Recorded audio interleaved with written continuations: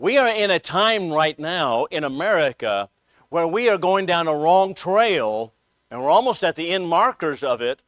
But that's not because of a free flow of ideas, it's because of suppression of the truth. A lack of free flow of ideas.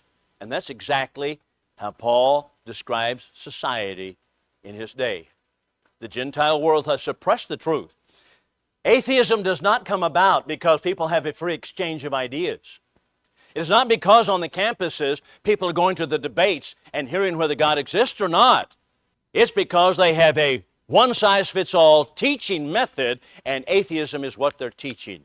They're not having a free flow of ideas. It is a suppression of the truth.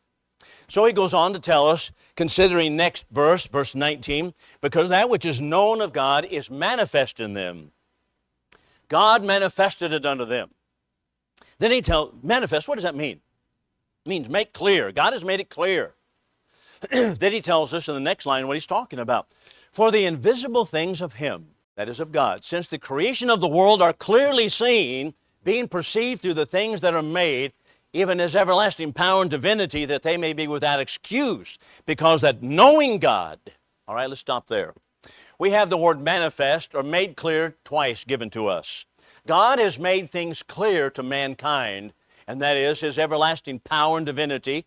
They are invisible things, that is to say, they're ideas in the world of ideas and concepts, but God has made it clear. God has made it clear that there's a creator, and men deny it, and that's what he's talking about.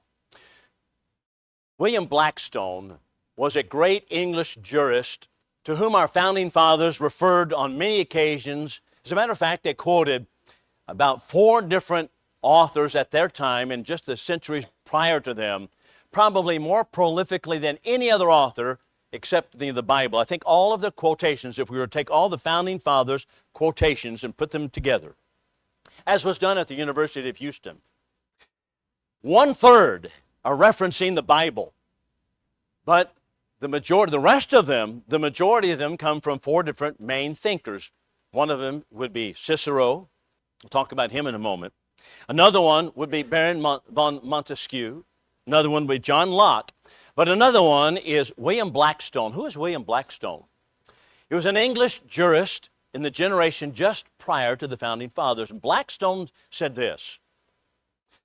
He said, if you want to have a society that is actually at peace and everything's going smoothly, then all of the laws must be based upon, number one, God's revealed law or God's natural law.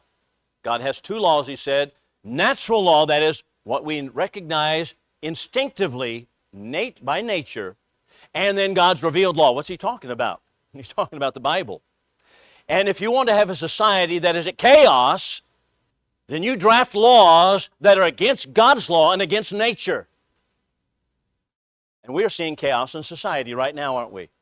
Why is that the case? Because we have done exactly what Blackstone warned us about and what Paul many years before, centuries before, had warned us about also.